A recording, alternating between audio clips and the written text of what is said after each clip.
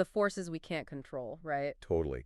And the spark for this whole deep dive is this tweet. I don't know if you saw this one. It was like, nature doesn't care about your beliefs. Which, at first glance, it's like, yeah, okay, sure. But then, the more you think about it, Like, well, hold on a second. Is that really true? Is it that straightforward? right. And that's exactly what happened on Twitter. It blew up. Oh, yeah. And it's one of those that just gets people going because it digs into something so deep. How do we fit into this whole universe thing? For real.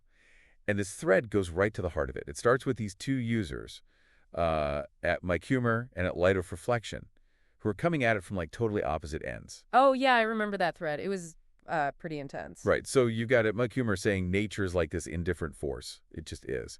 And then you've got at Light of Reflection saying, no, no, no. Nature's showing us something. There are inherent truths. It's that classic debate, right? Is there meaning built into the universe, or are we just making it up as we go along? Yeah. Like, is there something out there, or are we just, a bunch of random atoms bumping around? And at Light of Reflection, they brought up this really interesting point using a typhoon as an analogy. They were saying even if you don't usually believe in a higher power, in a moment like that, facing this immense, powerful storm, You're kind of going to be like, hello? Anyone up there? right? It's that instinct to reach out to hope for something beyond ourselves. Totally. Like when those waves are crashing down and the wind is howling, maybe those beliefs start to feel a little less firm, right? Yeah, and some people push back saying, hey, survival in a typhoon comes down to preparation. Having the right gear, knowing what to do. Right. Like being practical. And luck, let's not forget luck. Absolutely, a huge dose of luck. But, at Light of Reflection kept coming back to this idea that even when we think we're in control, nature has a way of reminding us that we're not. And they brought in some pretty powerful stuff to support that. They did. I mean, they even quoted verses from the Quran, which I thought was really interesting. There's this one, 29.65. It's like, and when they embark on a ship, they supplicate Allah, sincere to him in religion.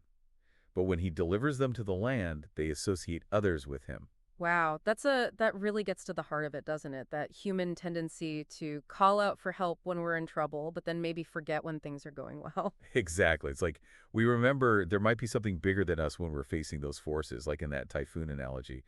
But then, life goes back to normal and we forget. And it makes you think about how different cultures view nature, right? In some traditions, nature is sacred. It's not just something out there, it's part of something much bigger, something spiritual. That's a great point. It makes me wonder, is this whole seeking a higher power in crisis thing a universal human response? Or is it, like you said, shaped by where we come from, our cultural background? It's a really good question. I mean, on one hand, you've got the psychological aspect of it. Maybe it's just our brains trying to cope with fear, with the unknown. Right, like a defense mechanism, right? Exactly. But then you also have the cultural and even evolutionary side of things. For centuries, humans have been trying to make sense of the natural world, and religion and spirituality often play a big role in that. It's like we're trying to find our place in the cosmos, figure out where we fit in. And speaking of finding your place, the thread takes this crazy turn with this super personal story. Oh, yeah. You talking about the Howard Storm story? Yeah, have you heard about this? I hadn't before I read this thread. I have. It's a pretty powerful one. Let's say, so Howard Storm, he was this atheist art professor, like hardcore atheist. Yeah, really outspoken about it from what I understand. Exactly. And then he has this near-death experience. During a medical emergency, right? Right. And, he's literally staring death in the face. And he finds himself praying, like begging for help. Wow. That's quite a shift. It's a total 180. And this experience was so intense, so profound for him, that it totally changed his entire worldview. He became a believer, right? Not just a believer, he became a minister. Wow. I know, right? Like, talk about a life-altering experience. And I can totally see why this story was such a big deal in that thread. It brings up so many questions. Yeah, like on one hand, it's such a compelling story, but on the other, you have to wonder, could this just be a psychological response to trauma? Like your brain trying to make sense of this incredibly intense experience? Right, like a coping mechanism for dealing with the fear of death. Exactly. And, there's a whole field of research on near-death experiences, and there are a lot of different interpretations. Yeah, some people see them as proof of an afterlife, while others explain them as like these neurological things happening in the brain when you're close to death. And it's hard to say for sure who's right. We just don't have all the answers yet. Okay, so let's take a step back. We started with this tweet, nature doesn't care about your beliefs. Then we got this debate about whether nature is revealing something deeper, some inherent truth. Then we've got these verses from the Quran suggesting that even non-believers might turn to a higher power when things get rough.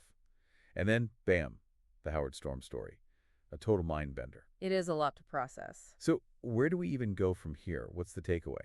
I think at its core, this whole discussion is about the human need to grapple with the immensity of nature, to try and understand these forces that are so much bigger than us. And we're searching for explanations, for meaning, for comfort. Yeah, for something to hold on to. And sometimes that leads us to this idea of a higher power, something beyond ourselves.